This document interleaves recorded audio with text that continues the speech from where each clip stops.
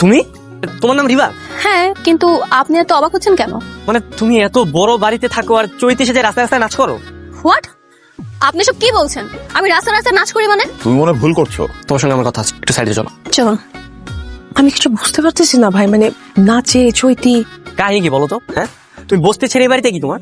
আপনি সব কি বলছেন? কিসের বস্তি আর কিসের কাহিনী? আমি কিছুই বুঝতে পারছি না। দেখো, আমি তোমাকে খুব ভালো করে চিনি। তুমি রাস্তায় রাস্তায় নাচ করো আর তোমার বাবা যে গলায় ঢোল ঝুলিয়ে ডুগডুগি বাজ।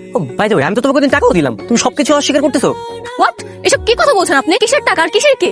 দেখুন, আমি আপনার কোনো কথাই বুঝতে পারছি না। আপনি যা বলছেন আমার মাথার উপর দিয়ে যাচ্ছে। How is it possible? মানে কোনো তো একটা ঝামেলা আছে।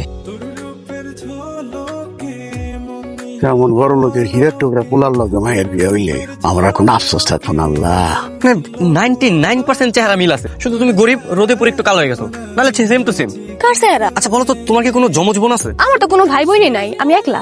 আচ্ছা বিশ্বাস করবেন না, চৈতির মতো সেম টু সেম দেখতে একটা মেয়েকে আমি দেখছি। দুজনকে যদি পাল্টাপাল্টি করেন না, তারপরে কেউ বুঝতে পারবে। আপনি থামেন তো, মিথ্যা কথা কর কাজা কাপার না।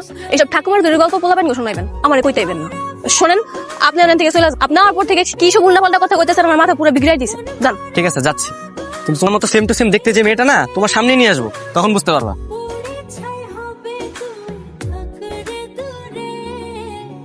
দেখতে তো পুরো আমার মতোই।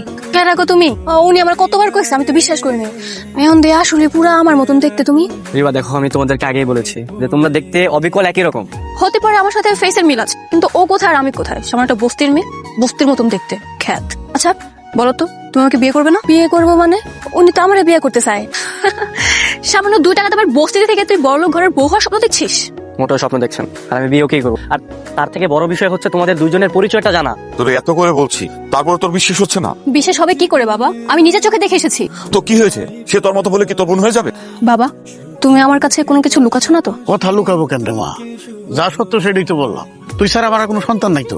বাজান, আমার কেন জানি কোনো কিছু বিষয় হইতেছে না। তোমার মাথায় হাত রেখে কও তো যে আমার কোনো জমজ বোন নাই।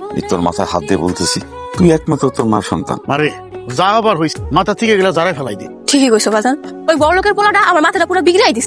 বড় লোক আমার কথাই কইতাম না। একটা না একটা ঝামেলা তো আছে। একই রকম মানুষ দুইজন হওয়া শুধুমাত্র সমঝ হলেই সম্ভব। প্রবলেম তো একটা আছে, সেটা আমাকে যেভাবেই হোক খুঁজে বের করতে হবে।